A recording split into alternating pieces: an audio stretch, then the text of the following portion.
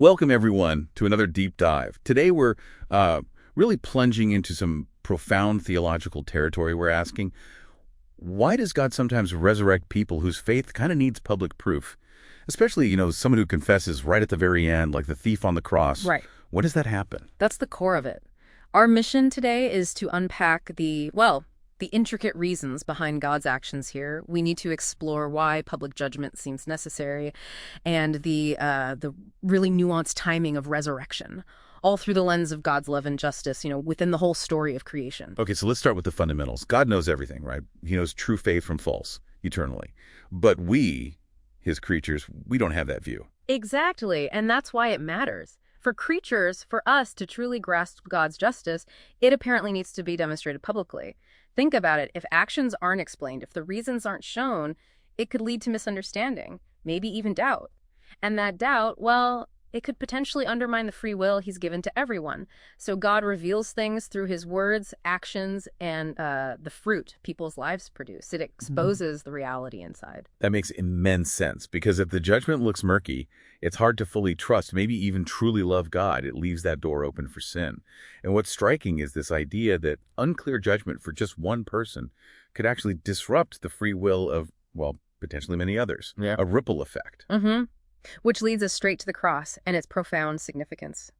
You see, if creatures were made with perfect, instant knowledge of God's love and justice right from the start, well, the cross wouldn't have been needed. There'd be no need to prove his love, no real choice involved, and therefore no possibility of sin entering the picture.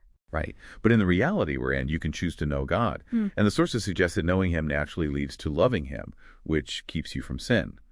But rejecting his grace often, the sources say, because of greed or self-interest that stops you from knowing him and leads to rebellion. So the cross is like God pouring out everything he is, his very essence, to make sure that rejection doesn't happen, to show a love that's undeniable. And there's another layer here. The cross actually changes our value to God. It's a powerful idea. The sources suggest we aren't inherently meaningful in a way that he couldn't just recreate us. He's God, after all. But the cross makes us infinitely precious. There's this analogy used, like a child's broken toy.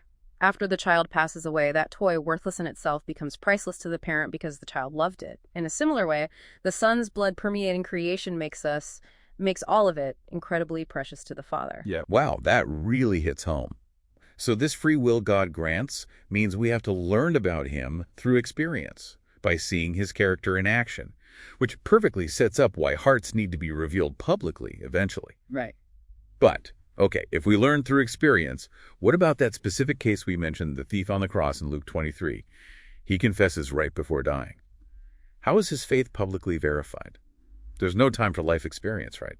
Our sources say they need a life's portion to show their true colors at the judgment. That is the puzzle. And there are a few different perspectives in the texts on when these individuals might be resurrected. One view suggests it happens at what's called the first resurrection. They'd get soul bodies, not the glorious spiritual bodies martyrs receive, and live happily in the 1,000-year kingdom. Okay, but hang on. That immediately raises a question, doesn't it? Is that truly fair? They get this amazing curse-free life without the struggles others faced for their faith. That's precisely the tension. Another view places their resurrection right at the start of that 1,000-year kingdom. Similar outcome, same fairness question, really.